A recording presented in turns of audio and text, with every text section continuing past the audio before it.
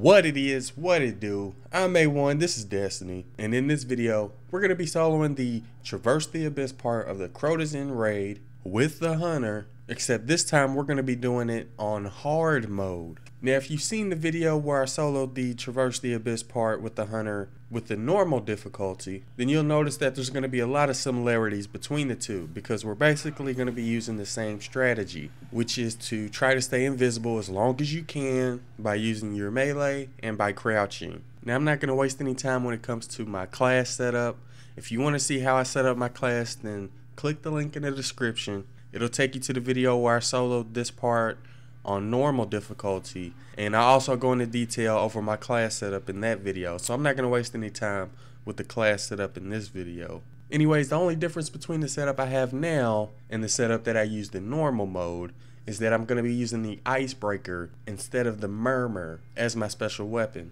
And the reason I chose the Icebreaker is because, for one, it has +2 character agility, and for two, it makes enemies explode when you kill them. And when they explode, they also kill other enemies around them. Now, I didn't really do the Icebreaker justice in this playthrough, but usually when I solo this Traverse the Abyss part, whether it's on normal or hard, I tend to use the Icebreaker. And whenever a bunch of enemies get behind me and I can't use my melee or crouch, I end up using my Icebreaker, and it takes out a lot of enemies at once. And the only other difference in my class setup is that now I'm using my new raid armor, which got me to level 32. So the intellect, discipline, and strength is slightly different. I would recommend trying to invest in strength as much as possible because that will allow you to use your melee special. And when you use your melee special, you go invisible. So I would definitely recommend trying to get some armor with strength in it. But even if you don't have armor with a lot of strength, you should still be able to solo this first part. And you don't have to be level 32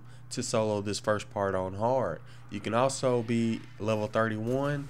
And although I haven't seen it or tried it, I'm pretty sure you can do it at level 30 as well. Now, when it comes to the strategy I use in this video, obviously you're going to be switching between your melee and your crouching. I would recommend using your crouching whenever possible and trying to save your melee for those emergency situations. And if for whatever reason your crouching isn't working and your melee special isn't full, remember you can always go invisible by using your super ability. But I would recommend saving your super ability to the very end because it's a lot easier to do the end of the Traverse the Abyss part if you have your super ability full, as you will see later on in the video. You also want to make sure that you set your agility as high as possible, and it also doesn't hurt to invest in some armor as well. Now, when it comes to recovery, in my opinion, it's basically pointless during the Traverse the Abyss part because more often than not, when you go invisible, you'll have plenty of time for your health to recover. So instead, I would just focus on trying to increase your agility and armor as much as possible, and don't even worry about recovery. Now, I have yet to solo the Traverse the Abyss part on hard with the Warlock or the Titan,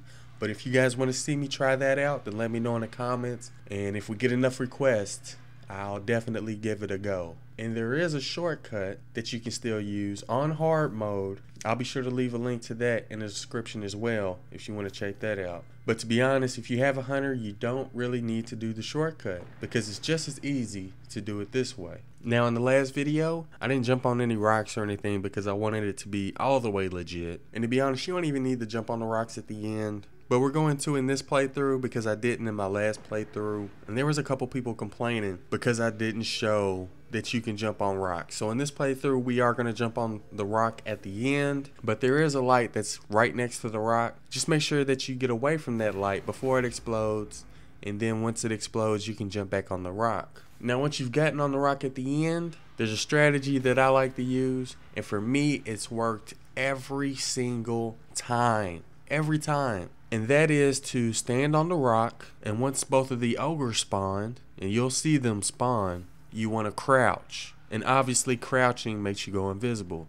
Now, once your invisibility disappears and you reappear, the ogres are going to start shooting at you right away. So At that moment, I would recommend using your super ability. And if you have the Vanish perk unlocked on your Blade Dancer, then you can press R1 and go invisible on top of the rock, and you just stand there until your super is almost fully used. And once your super is about to go away, and you know it's about to go away when your yellow bar is about to disappear, and your hunter will also reappear. So once your hunter reappears, your yellow super bar is about to disappear, you want to press R1 again, because that'll help you go invisible again. So you'll be able to go invisible twice with one super ability. Now after you go invisible the second time, you can go ahead and jump off the rock. You won't need it anymore. All you have to do from there is walk to the closest thrall that you see, and your melee should be full by now. But yeah, just walk to the closest thrall that you see, and as soon as you reappear, melee him, go back to being invisible,